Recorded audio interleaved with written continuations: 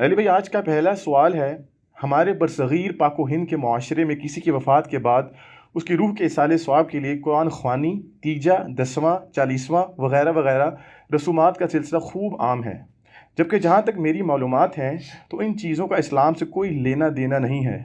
البتہ میت کے لیے دعا کرنا یا صدقہ و خیرات کرنا کسی حد تک درست ہے۔ اس حوالے سے علی بھائی کا کیا موقف ہے؟ دیکھیں جی، میت کی طرف سے اس کے حق میں جو ایصال ثواب کا ایشو ہے، یہ ہمارے سب کانٹیننٹ میں بالخصوص اور باقی مسلم ورلڈ میں بالعموم ایک سینسٹیو ایشو ہے، چونکہ یہ موت کے ساتھ جڑا ہوا ہے۔ اور یہ یاد رکھیے گا کہ جو بھی دین میں ایکٹیویٹیز دین کا حصہ سمجھ کر، ثواب سمجھ کر اڈاپٹ کر لی جاتی ہیں نا، ان کے خلاف جو کوئی کھڑا ہوتا ہے نا، اس کو لوگ بہت برا سمجھتے ہیں۔ اس لیے آپ دیکھتے ہیں کہ اکثر میت کے موقع پر بڑے بڑے سو کالڈ موحدین بھی جو ہے وہ مصلحت کا شکار ہو جاتے ہیں۔ بہرحال ایصال ثواب کی ایک جو فارم ہے سب سے بڑی، جس کے اوپر پوری امت کا اجماع ہے، وہ ہے میت کے لیے دعائے مغفرت کرنا۔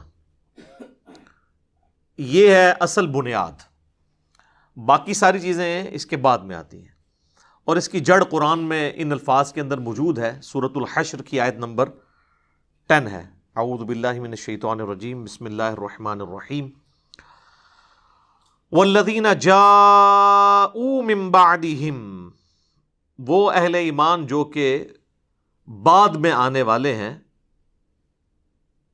یقولون، وہ کہتے ہیں اپنے سے جو اگلے گزر چکے ہیں ان کے حق میں دعا کرتے ہوئے، ربنا اغفر لنا ولاخواننا الذین سبقونا بالایمان، اے رب ہمارے مغفرت فرما دے ہماری اور ہمارے بھائیوں کی جو ہم سے پہلے ایمان کی حالت میں دنیا سے رخصت ہو گئے، ولا تجعل فی قلوبنا غلا للذین آمنوا، اور ہمارے دل میں کوئی کجی، کوئی ٹیڑھ پن، کوئی بغض و کینہ ان لوگوں کے بارے میں نہ رکھ جو مر چکے۔ ظاہر ہے جو مر چکا ہے وہ اپنے انجام کو پہنچ چکا ہے۔ صحیح بخاری میں حدیث ہے کہ مردوں کو گالی مت دو، وہ اپنے انجام کو پہنچ چکے ہیں، اچھے یا برے۔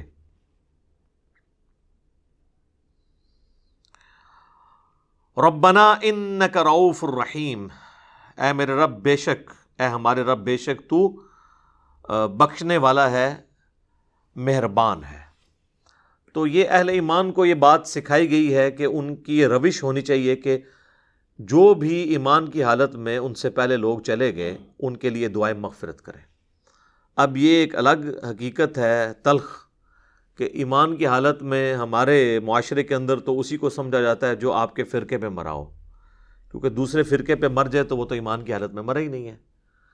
تو اب یہ ایک تلخ حقیقت ہے، اور اسی وجہ سے آپ دیکھتے ہیں کہ جب ایک مکتب فکر کے لوگ دوسرے مکتب فکر کا جنازہ پڑھ لیتے ہیں تو پھر بعد میں ان کے علماء فتویٰ دیتے ہیں کہ بھئی آپ کا تو نکاح ہی ٹوٹ چکا ہے، آپ نکاح بھی دوبارہ کروائیں اور تجدید ایمان بھی کروائیں، اور اس قسم کی کئی ایک فنی ویڈیوز جو اوریجنل ویڈیوز ہیں، اسلام کا مذاق اڑانے والی، مسلمانوں کی وجہ سے جو ویڈیوز بنی ہیں، وہ معاشرے کے اندر عام ہیں، وہ آپ نے اکثر اوقات دیکھی ہوں گی۔ اب میرے بھائیو، یہ جو دعا کا معاملہ ہے یہ اللہ تعالیٰ نے ایسا اوبلیگیٹری رکھا ہے کہ ہماری جو اسلام کی بیسک ٹیچنگز ہیں ان کے اندر اس کو ایک ضروریات دین کے طور پر اللہ تعالیٰ نے ان چیزوں کو جاری فرما دیا ہے۔ جیسا کہ صحیح بخاری اور صحیح مسلم کی متفق علیہ حدیث ہے کہ اللہ کے محبوب صلی اللہ علیہ وآلہ وسلم نے فرمایا کہ ایک مسلمان کے دوسرے مسلمان پہ 5 حقوق ہیں، جب وہ اس سے ملے تو اسے سلام کرے، یہ پہلا حق ہے۔ دوسرا حق، جب وہ بیمار ہو جائے اس کی عیادت کرے۔ تیسرا حق، جب وہ مر جائے تو اس کی نماز جنازہ پڑھے۔ تو ظاہر ہے نماز جنازہ میں دعا مانگے گا مرے ہوئے کے لیے۔ چوتھا حق، جب وہ دعوت دے تو اس کی دعوت کو قبول کرے۔ اور 5واں حق یہ ہے کہ جب وہ چھینک کے جواب میں الحمدللہ کہے تو آپ اس کے جواب میں کہیں یرحمک اللہ، اللہ تعالیٰ تجھ پر رحم فرمائے۔ تو یہ 5 بنیادی حقوق ہیں، جس میں تیسرا حق ایک مسلمان کی نماز جنازہ پڑھنا ہے، اور نماز جنازہ میں ظاہر ہے کہ دعا اللہ تعالیٰ نے اس کے اندر بلٹ ان رکھ دی ہے۔ صحیح مسلم میں ایک حدیث ہے کہ اللہ کے محبوب صلی اللہ علیہ وآلہ وسلم نے فرمایا کہ جس کے جنازے میں 40 ایسے لوگ شریک ہوں جو اللہ تعالیٰ کے ساتھ شرک نہ کرتے ہوں، تو اللہ تعالیٰ ان 40 لوگوں کی شفاعت اس میت کے حق میں قبول و منظور فرما دے گا، یعنی اس کی مغفرت فرما دے گا۔ تو یہ بہت بڑی فضیلت ہے۔ تو یہ بھی مرے ہوئے بندے کو زندہ لوگوں کی طرف سے پہنچنے والی ایک نفع مند چیز ہے۔ آپ اسے ایصال ثواب کہہ لیں، آپ اس کو دعائے مغفرت کہہ لیں، کوئی بھی۔ نماز جنازہ میں ہم جو دعا مانگتے ہیں، ویسے تو کئی ایک دعائیں رپورٹ ہوئی ہیں، سب سے مشہور دعا وہ ہے جو جامعہ ترمذی کے اندر ہے، سنن نبی داؤد کے اندر ہے، سنن ابن ماجہ کے اندر ہے، اور مشکات المصابیح کے اندر بھی موجود ہے۔ اللہم اغفر لی حینا و میتنا، اے اللہ ہمارے جتنے زندہ ہیں ان کی بھی مغفرت فرما، اور جو مر چکے ان کی بھی مغفرت فرما۔ اللہم اغفر لی حینا و میتنا و شاہدنا و غائبنا، اور جتنے یہاں پہ موجود ہیں ان کی بھی، اور جو یہاں پر موجود نہیں ان کی بھی، و صغیرنا و کبیرنا، اور جتنے ہمارے چھوٹے ہیں اور جتنے ہمارے بڑے ہیں، و ذکرنا و انثانا، اور جتنے مرد ہیں اور جتنی عورتیں ہیں۔ اللہم من احییتہ منا فاحیہ علی الاسلام، اے اللہ جب تک تو ہمیں زندہ رکھے تو اسلام پر زندہ رکھنا۔ ومن توفیتہ منا فتوفہ علی الایمان، اور جب ہمیں موت آئے تو ایمان کی حالت میں موت آئے، آمین۔ اچھا مزے کی بات دیکھیں کہ اس میں میت کا ذکر صرف ایک دفعہ ہے، باقی سب زندوں کے لیے دعائیں ہیں۔ اور یہ جو جنازے کی ایکٹیویٹی بیسیکلی رکھی اس لیے گئی ہے کہ ایک تو آپ اپنے مسلمان بھائی کا حق پورا کریں گے، اور دوسرا آپ وہاں پہ جا کے اپنی موت کو یاد کریں، نہ کہ وہاں پہ بھی جا کے آپ واٹس ایپ میسیجز دیکھ رہے ہوں۔ آپ دیکھ رہے ہیں کہ میت کو دفنایا جا رہا ہوتا ہے اور لوگوں کے فون بج رہے ہوتے ہیں۔ کئی لوگ تو یعنی میت کو دفنانے کے لیے قبر میں اترے ہوتے ہیں نا، تو ان کے بھی فون وہاں پہ بج رہے ہوتے ہیں۔ یعنی یہ ہماری کمٹمنٹ کا لیول ہے آخرت کے ساتھ اور دنیا کے ساتھ، یہ آپ کمپیریزن کر سکتے ہیں۔ پھر اس سے اگلا ورژن ہے، سنن نبی داؤد میں حدیث ہے کہ جب اپنے بھائی کو دفنا چکو تو اس کی قبر پر کھڑے ہو کر اس کے قبر میں سوالات کی استقامت کے لیے دعا کرو۔ یہ نبی الاسلام نے حکم دیا ہے۔ ایک تو ویسے ہمارے یہاں پہ عموماً لوگ نماز جنازہ کے بعد دعا مانگنا شروع کر دیتے ہیں، تو وہ تو کوئی ثابت نہیں ہے۔ وہ جس سنن نبی داؤد یا سنن نسائی کی حدیث کا سہارا لیتے ہیں وہ تو الفاظ ہی کچھ اور ہیں۔ وہ یہ کہ جب اپنے بھائی کے لیے جنازہ پڑھو تو خلوص سے اس کے لیے دعا مانگو، تو وہ یہ کہتے ہیں کہ جنازہ پڑھنے کے بعد مانگو، حالانکہ اس چیپٹر کی آپ ہیڈنگ دیکھ لیں، وہ جنازے کے اندر پڑھے جانے والی دعاؤں کا ذکر ہو رہا ہے۔ اور یہاں پہ کیا ہوتا ہے کہ ہمارے جو حنفی بھائی ہیں بریلوی اور دیوبندی، ان کا جنازہ تو 1 منٹ کا بھی مشکل سے ہوتا ہے، اور بعد میں دعا جو ہے وہ 5 سے 10 منٹ کی ہو رہی ہوتی ہے۔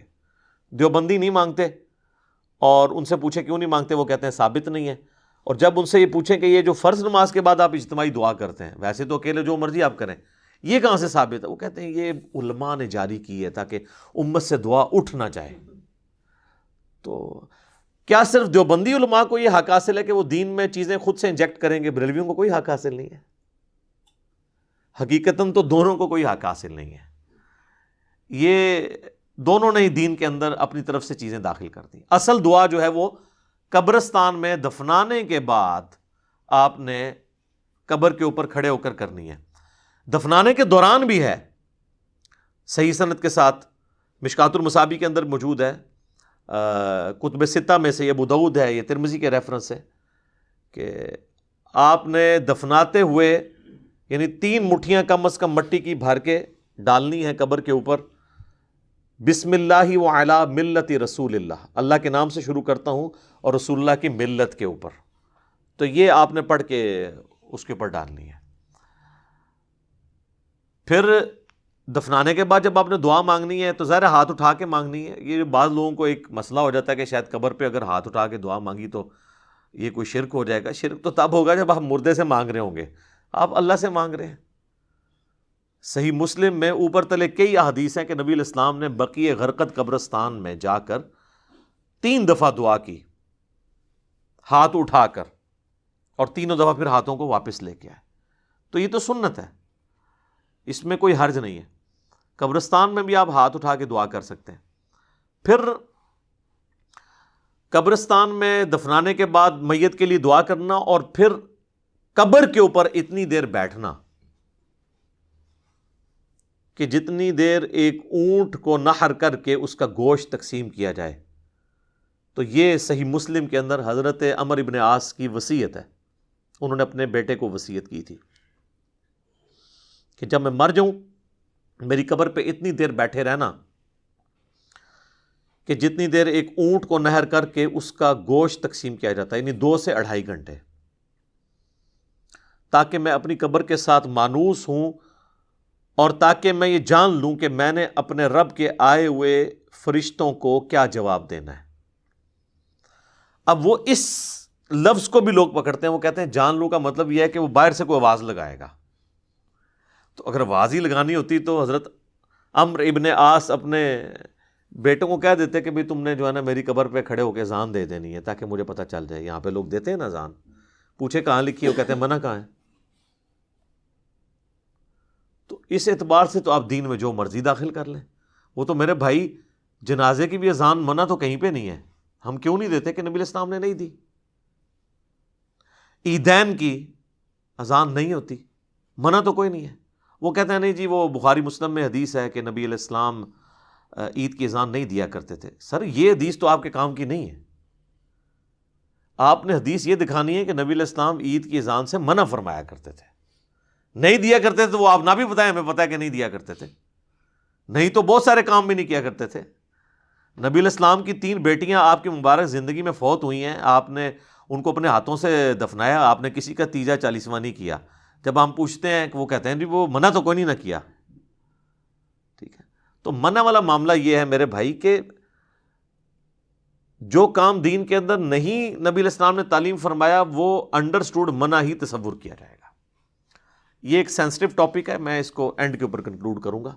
میں موضوع کو تلخ نہیں کرنا چاہتا اس طرف گفتگو لے جا کر. تو بہرحال آپ نے حضرت عمرو بن عاص کی جو صحیح مسلم کی حدیث ہے اس میں ان کی وصیت یہ ہے کہ آپ نے بیٹھنا ہے قبر پہ اتنی دیر, یعنی قبر کے ایگزیکٹ اوپر نہیں بیٹھنا, یعنی پاس بیٹھنا ہے, وہاں بیٹھ کے اللہ کا ذکر کریں, جو مرضی آپ کریں. تو اللہ تعالیٰ ذکر کی برکت سے مردے کے لیے, آپ کی دعاؤں کی برکت سے اس کے لیے آسانی پیدا کر دے گا. اور ظاہر ہے کہ یہ بھی اللہ کی مرضی ہے, زبردستی تو اللہ تعالیٰ کو کسی کی دعا سے نہیں لگائی جا سکتی. وَلِعَاذُ بِاللَّهِ تعالیٰ. اللہم انی اعوذ بک من عذاب جہنم ومن عذاب القبر ومن فتنة المحیا والممات ومن شر فتنة المسیح الدجال. یہ دعا بخاری اور مسلم دونوں میں آئی ہے, اور نبی علیہ السلام حکم دیا کرتے تھے کہ نماز کے تشہد میں 4 چیزوں کے اگینسٹ اللہ تعالیٰ کی پناہ طلب کی جائے. اللہم انی اعوذ بک من عذاب جہنم ومن عذاب القبر ومن فتنة المحیا والممات من شر فتنة المسیح الدجال. اے اللہ میں جہنم کے عذاب سے تیری پناہ مانگتا ہوں, قبر کے عذاب سے تیری پناہ مانگتا ہوں, زندگی اور موت کے فتنے کے اگینسٹ تیری پناہ مانگتا ہوں, اور جھوٹے مسیح دجال مسیح کے فتنے سے تیری پناہ مانگتا ہوں. آمین.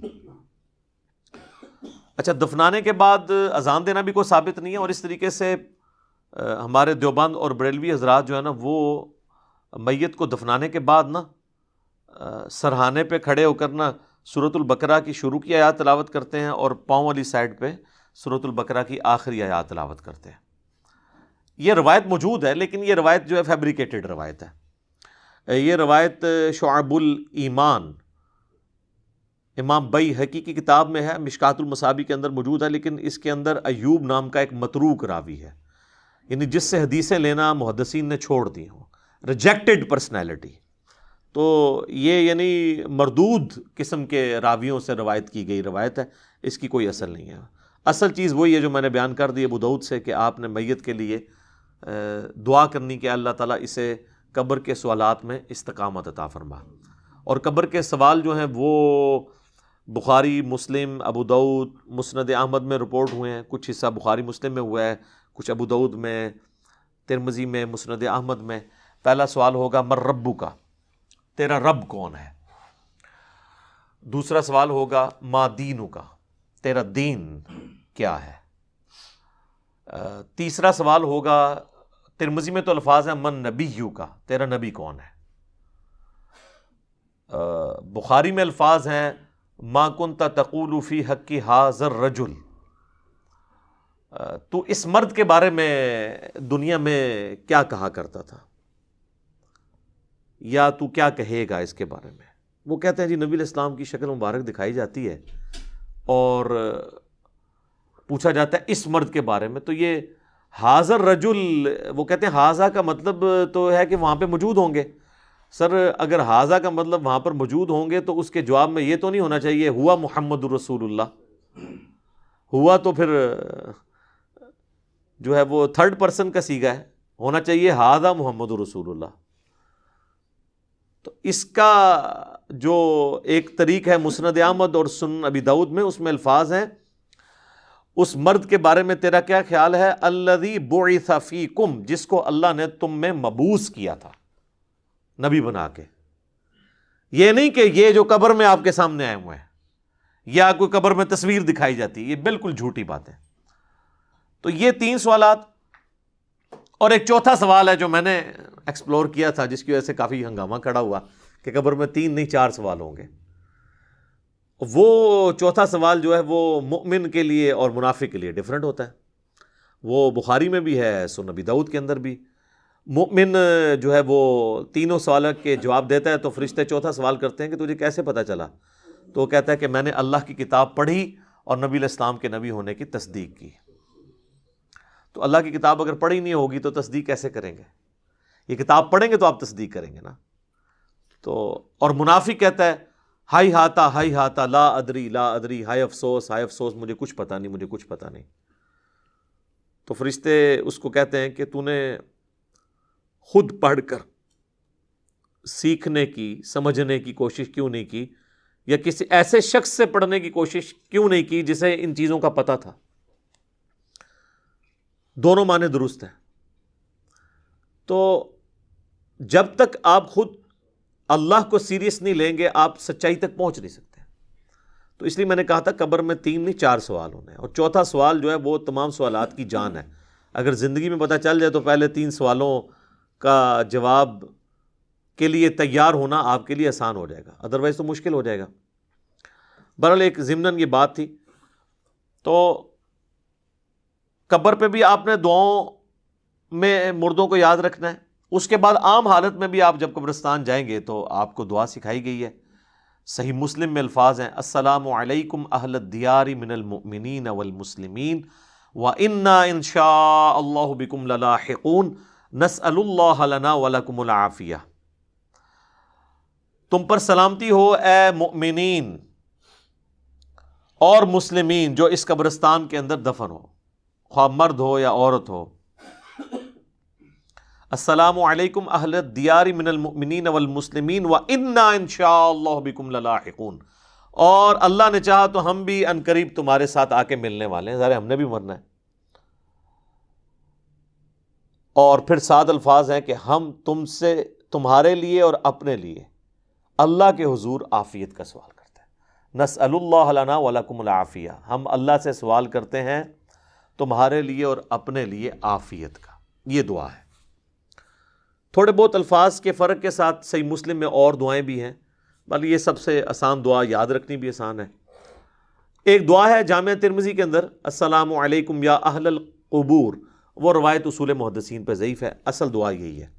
بلکہ صحیح مسلم میں ایک حدیث ہے، ہم عائشہ کہتی ہیں کہ نبی علیہ السلام ایک دفعہ میرے ساتھ بستر پہ لیٹے تھے، تو تھوڑی دیر بعد آپ نے یہ محسوس کیا کہ میں سو گئی ہوں، تو آپ علیہ السلام چپکے سے اپنے بستر سے نکلے اور بقیع غرقد مدینے کے قبرستان کی طرف چلے گئے.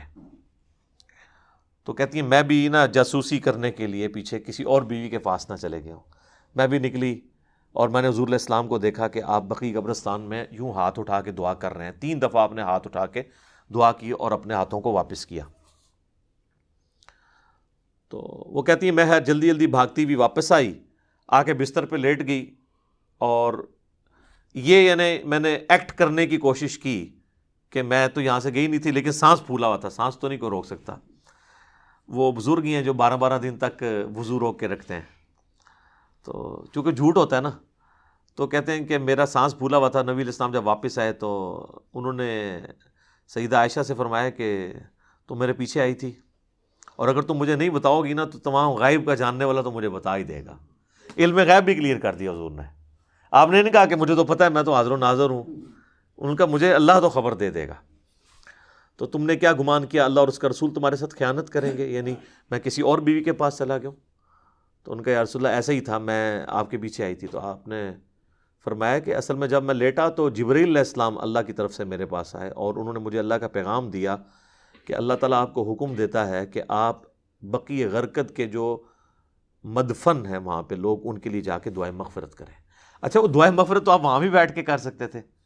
اس سے یہ پتہ چلی کہ قبرستان جا کے دعائیں مغفرت کرنا یہ چیز پسندیدہ ہے اللہ تعالیٰ کو. اور پھر نبی علیہ السلام سے دعا کروانا یہ امت کی تعلیم کے لیے بھی تھا. تو نبی علیہ السلام نے وہاں پہ دعا کی, آپ کی دعا کی برکت کا حصہ ان لوگوں کو نصیب ہوا. تو اس سے یہ پتہ چلا کہ آپ قبرستان جا کے آپ ہاتھ اٹھا کے بھی دعا کریں گے, رات کے وقت بھی جا سکتے ہیں. اور صحیح مسلم میں الفاظ ہیں, ام عائشہ کہتی ہیں کہ نبی علیہ السلام اکثر بقیع غرقد قبرستان چلے جایا کرتے تھے دعا کرنے کے لیے قبرستان میں. تو یہ یعنی نبی صلی اللہ علیہ وآلہ وسلم کی سنت ہے. باقی ہاتھ اٹھا کے دعا کرنا فرض نماز کے بعد بھی اپنی انڈیویجول دعا کر سکتے ہیں, اس کے لیے تو کوئی ممانعت نہیں.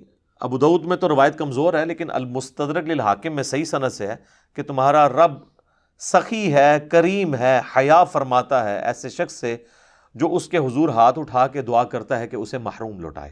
ہاتھ اٹھا کے دعا کرنا اللہ تعالیٰ کو بغیر ہاتھ اٹھائے دعا کرنے سے زیادہ محبوب ہے. اور دعا کے بعد چہرے پہ ہاتھ پھیرنا بھی سنت ہے, بلکہ امت یہ وہ سنت ہے جو واقعی سنت ہے, جو اجماع اور عملی تواتر سے ٹرانسفر ہوئی ہے. اور الادب المفرد امام بخاری کی کتاب کے اندر صحیح بخاری کی سند کے اوپر یہ حدیث موجود ہے کہ حضرت عبداللہ ابن زبیر اور حضرت عبداللہ ابن عمر یہ دعا کے بعد اپنے چہرے پر ہاتھ پھیرا کرتے تھے. نبی اسلام کے حوالے سے بھی ملتا ہے, ابو داؤد میں روایت کمزور ہے, اس لیے شیخ زبیر علی صاحب نے مشکات کے فٹ نوٹ پہ اس روایت کے اوپر ضعیف کا حکم لگا کے ساتھ الادب المفرد کی روایت لکھ دی ہے کہ یہ روایت درست ہے. ویسے بھی امت کا اجماع ہے, اس کے لیے حدیثوں کی تو ہمیں حاجت نہیں ہے. امت کا اجماع اور عملی تواتر سنت سے چہرے پہ ہاتھ پھیرنے کو ٹرانسفر کر رہی ہے. لہٰذا چند ایک علماء عرب کا اسے بدعت کہنا ان کے یعنی کم علمی کی نشانی ہے اور ایک تنگ نظری کی نشانی ہے. اوورال یہاں پہ بھی جو اہل حدیث ہیں وہ چہرے پہ ہاتھ پھیرنے کے قائل ہیں. میں یہ ضمناً ساتھ چھوٹے چھوٹے مسائل بتا دیتا ہوں تاکہ آسانی ہو جائے. تو آپ نے چہرے پہ ہاتھ بھی پھیرنے ہیں. اس طریقے سے صحیح مسلم میں حدیث ہے کہ نبی علیہ السلام اپنی والدہ کی قبر پر گئے, آلموسٹ آپ سمجھ لیں اپنے والدہ کی وفات کے 50 سال کے بعد, کیونکہ یہ فتح مکہ کے بعد کی بات ہے. تو 50 سال تقریباً گزر چکے تھے, اور آپ علیہ السلام قبر پہ گئے اور آپ روئے, اور آپ کو دیکھ کے آپ کے ساتھی بھی اصحاب بھی روئے. اور پھر آپ علیہ السلام نے فرمایا میں تمہیں قبروں پہ جانے سے منع کیا کرتا تھا. ظاہر نئی نئی قوم بت پرستی سے پھری تھی تو اس لیے نبی علیہ السلام احتیاط کرتے تھے. اب میں تمہیں حکم دیتا ہوں کہ قبروں پہ جایا کرو, کیونکہ یہ موت کو یاد دلاتی ہے. لیکن یہ قبروں پہ جانا ہے, مزارات کے اوپر نہیں. مزارات پہ تو سیلفیاں ہوتی ہیں اور بہت کچھ ہوتا ہے جس کا دین سے کوئی تعلق نہیں ہے. جہاں پہ اللہ اور اس کے محبوب صلی اللہ علیہ وآلہ وسلم کی نافرمانی کے کام ہوتے ہوں نا, وہاں پہ آپ نے جانا بھی نہیں ہے.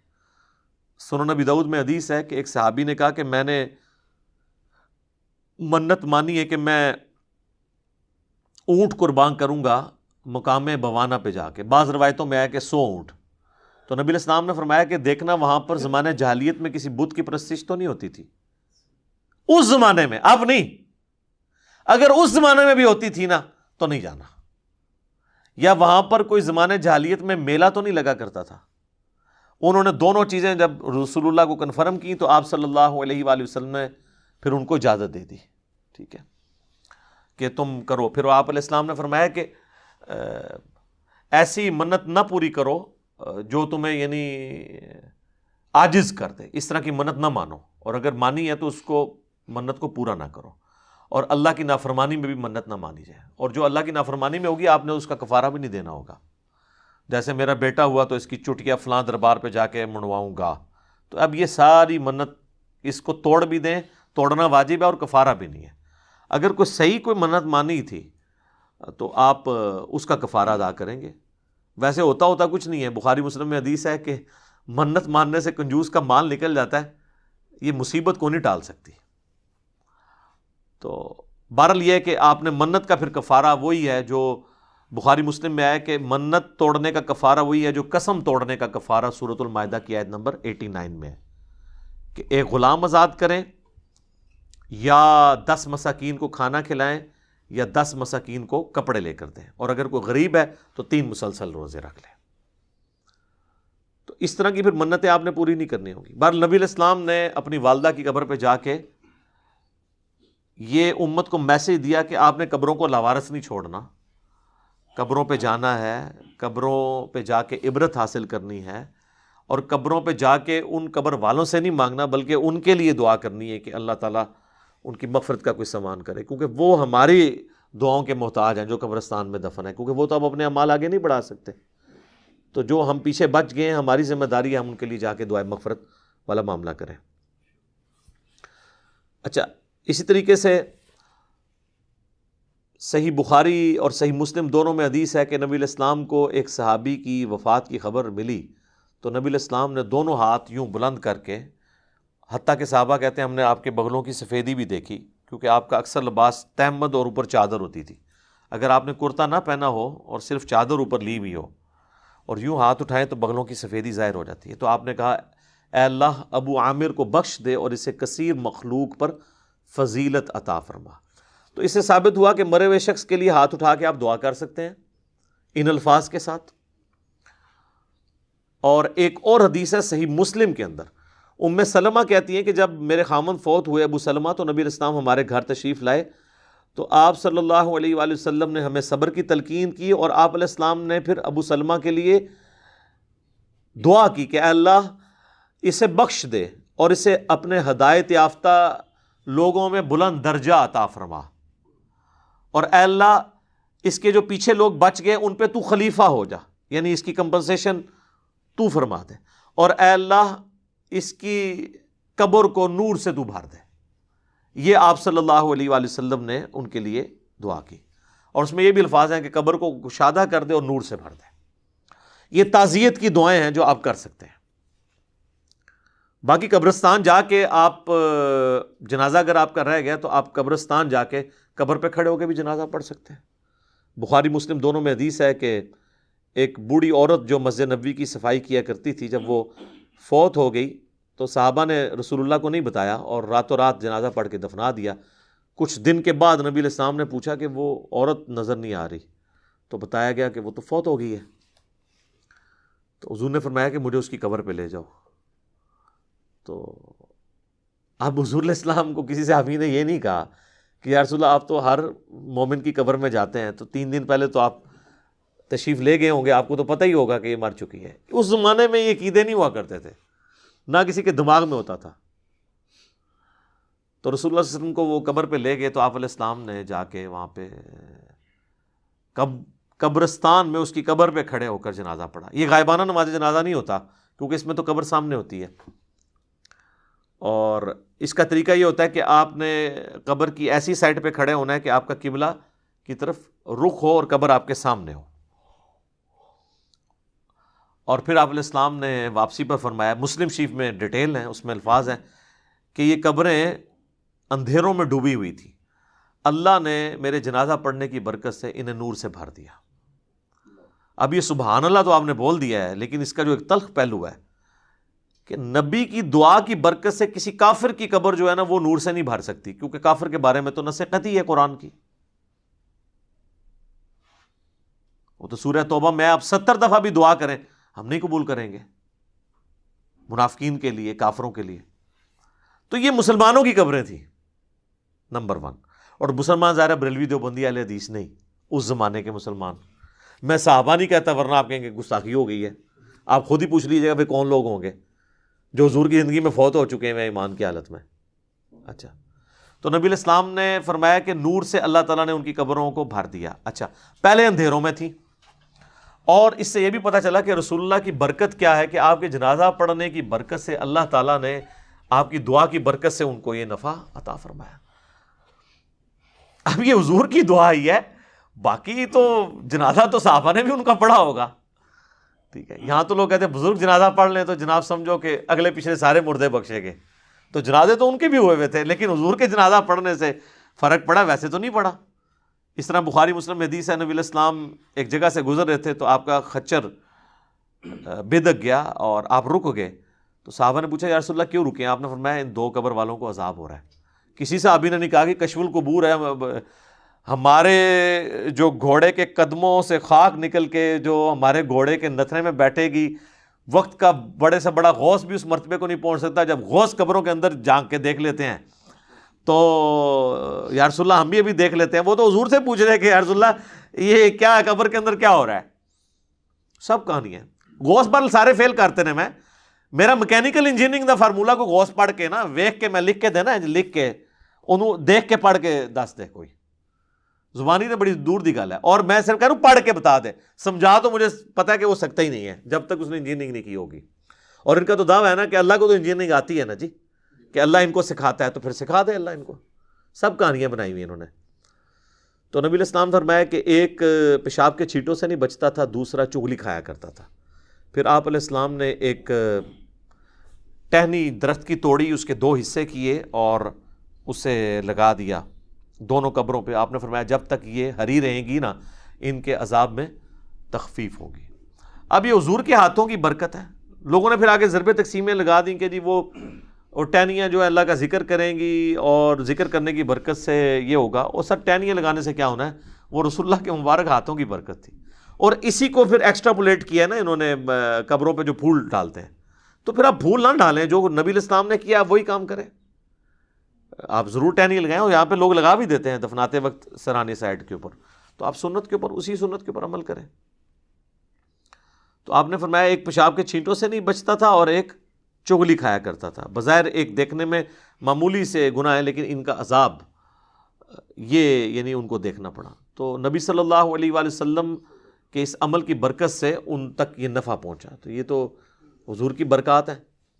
تو بعض لوگ یعنی نبی علیہ السلام کے قبرستان جنازہ پڑھنے سے غائبانہ نماز جنازہ کی طرف جاتے ہیں. غائبانہ نماز جنازہ یہ نہیں ہے. صحیح بخاری میں موجود ہے نبی علیہ السلام نے نجاشی کا نماز جنازہ غائبانہ پڑھا اور آپ کو اللہ تعالیٰ نے وحی کے ذریعے بتایا. تو آپ نے فرمایا کہ تمہارا بھائی جو ہے وہ نجاشی فوت ہو گیا، تو اس کے لیے 4 تکبیریں کہیں. تو امام بخاری نے اس پہ باب نہیں باندھا کہ غائبانہ نماز جنازہ کا جواز. امام بخاری کو پتہ تھا یہ نجاشی کی خصوصیت ہے، کیونکہ نجاشی کی تو وہ حیثیت نہیں تھی جو رسول اللہ کے اور اصحاب کی تھی. حضور کے نزدیک سب سے لاڈلے صحابہ، جن میں ٹاپ آف دا لسٹ حضرت زید ابن حارثہ، جن کا نام قرآن میں آیا سورۃ الاحزاب میں. حضور کے منہ بولے بیٹے، اور وہ جنگ موطا میں شہید ہوئے. تو بخاری کے الفاظ ہیں، آپ مدینہ شریف میں رو رہے ہیں کہ میرے زید کو شہید کر دیا گیا، میرے جعفر کو شہید کر دیا گیا، عبداللہ بن رواحہ کو شہید کر دیا گیا. اور پھر مسلمان اللہ کی تلواروں میں سے ایک تلوار یعنی خالد ابن ولید پر متفق ہوئے ہیں. تو وہ اپنی فوج بچا کے واپس لانے میں کامیاب ہو گئے رومن امپائر کے اگینسٹ. لیکن نبی علیہ السلام نے ان کا کوئی نہیں کہا کہ اٹھو تو زید پہ نماز جنازہ غائبانہ پڑھے. تو یہ غائبانہ نماز جنازہ کیٹاسٹرافک کنڈیشن میں اگر کوئی کفر کی سرزمین میں مر گیا ہے اور وہاں پہ اس کا کوئی یعنی نماز جنازہ پڑھنے والا نہیں ہے تو آپ یہاں پہ ضرور پڑھیں.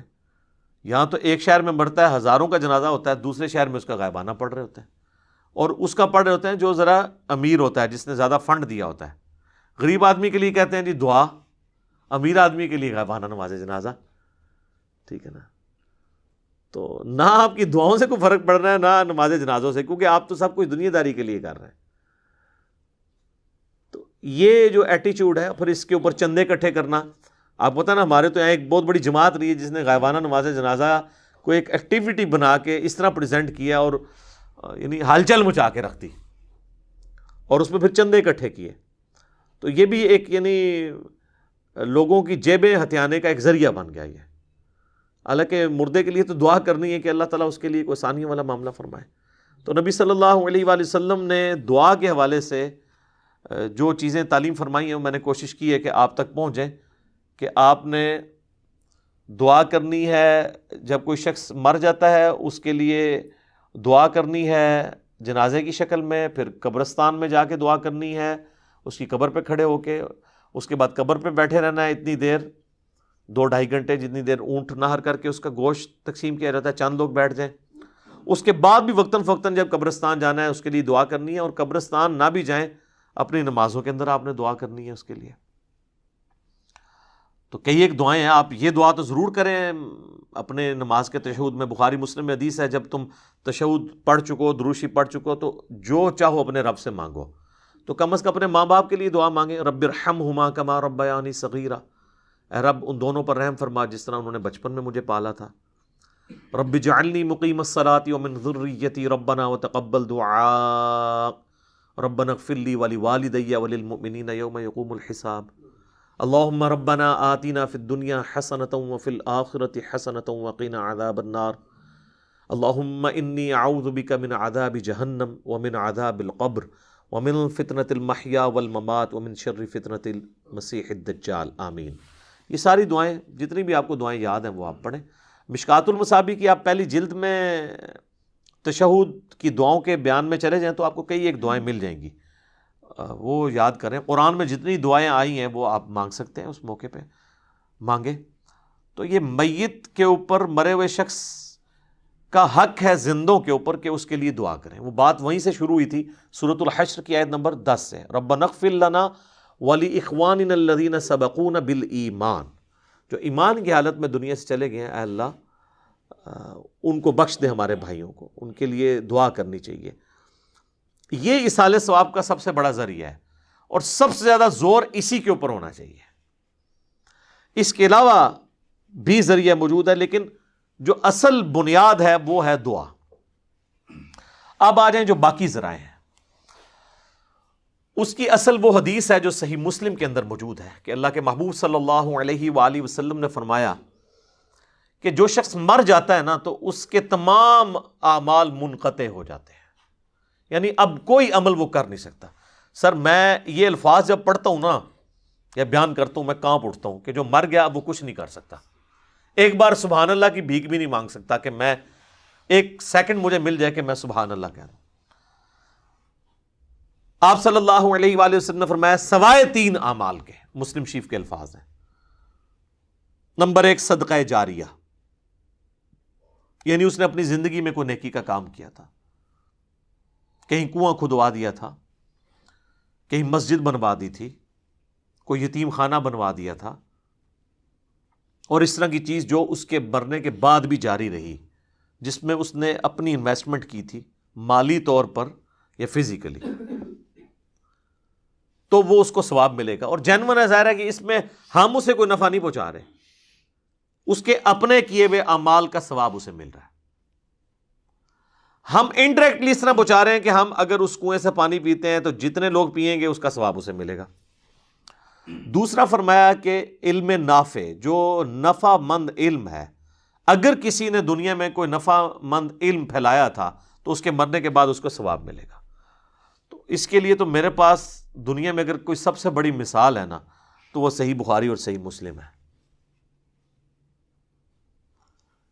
ان ائمہ کو جو اللہ نے اتنی بڑی بات سجھائی کہ انہوں نے نبی علیہ السلام کی سنت کو ریٹن ریکارڈ کے طور پر جمع کیا. آج نا 1200 سال تو ہو چکے ہیں, کوئی ان کے پائی کی کتاب لا نہیں سکا. اب تو ویسے ہی بھول جائیں. اب وہ حدیث کا بھی جو پیریڈ تھا وہ پہلے 500-600 سال کا تھا, اس کے بعد تو سب کے سب جو ہے نا وہ ناقل ہی ہیں پرانے بزرگوں کے. محدثین جو اپنی اسناد سے حدیثیں پہنچاتے تھے وہ تو اب فوت ہو چکے, کیونکہ اب تو سند ہی بہت لمبی ہو گئی ہے, 1000 سال کی سند کون یاد رکھے. یہ تو پہلے 300 سال میں کتابیں لکھی گئی. آج بھی بخاری مسلم کو پڑھ کے جو بندہ نماز کا طریقہ سیکھ رہا ہے اور نماز سنت کے طریقے پہ پڑھ رہا ہے, امام بخاری امام مسلم کو ایک ایک چیز کا ثواب آٹومیٹکلی پہنچ رہا ہے.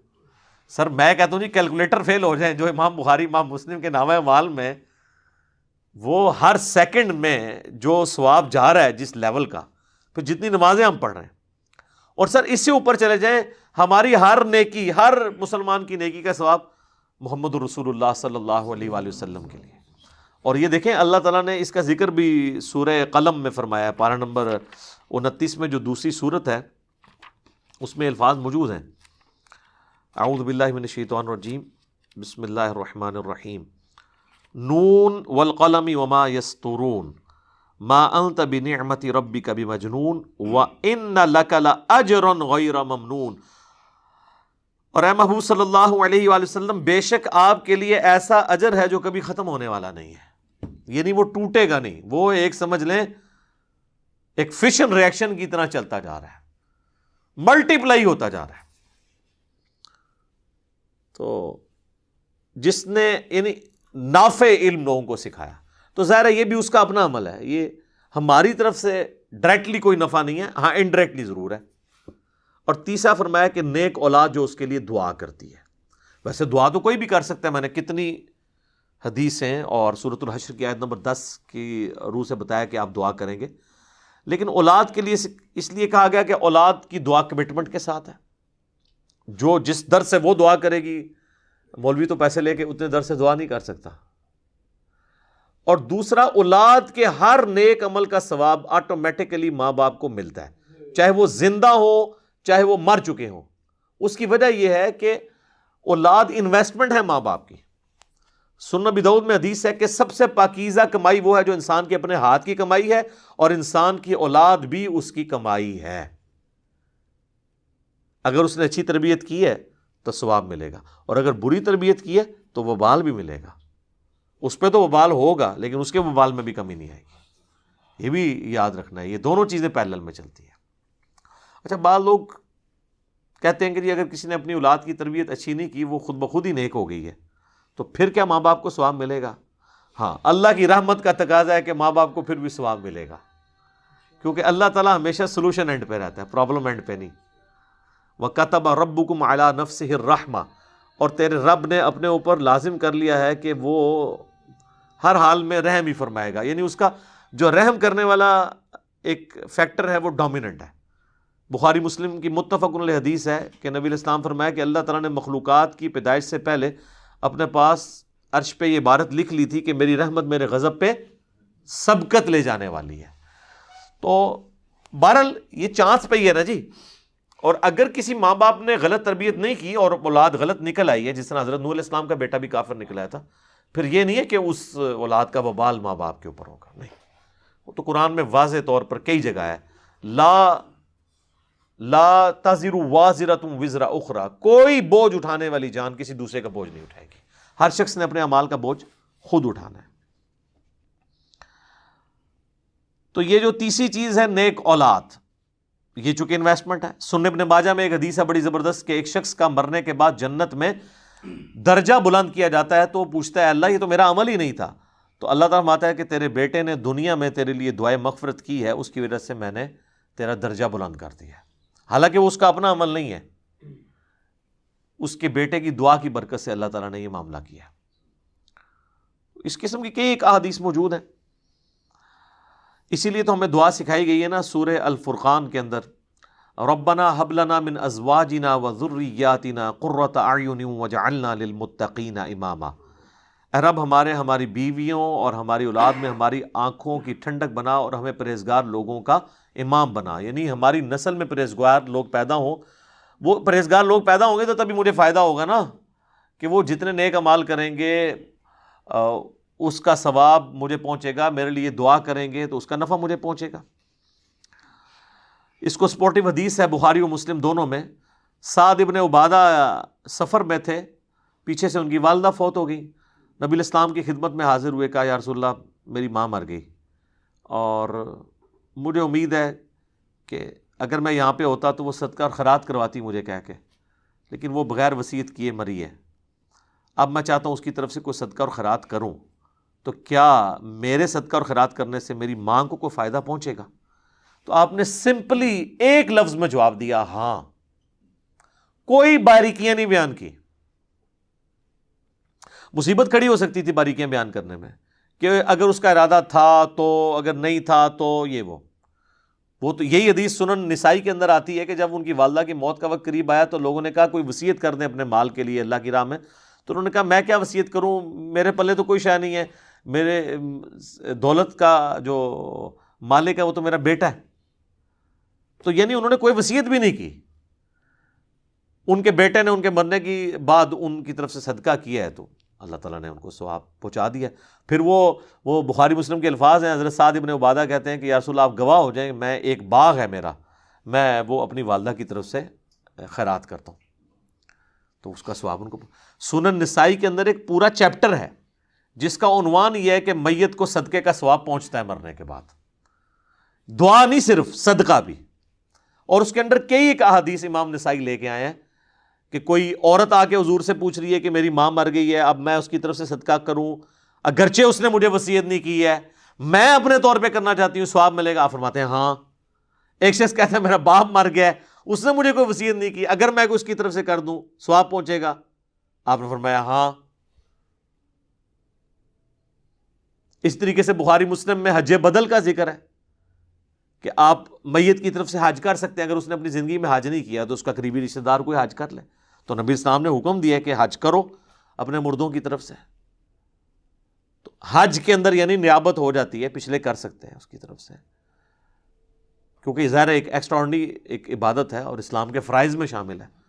تو اس طرح یہ صدقہ اور خیرات، حج بدل، اس طرح کی چیزوں کا، ایون منت کے روزے ہوں، بخاری مسلم میں حدیث ہے، وہ بھی آپ میت کی طرف سے رکھ سکتے ہیں. رمضان کے روزے نہیں، منت کے روزے.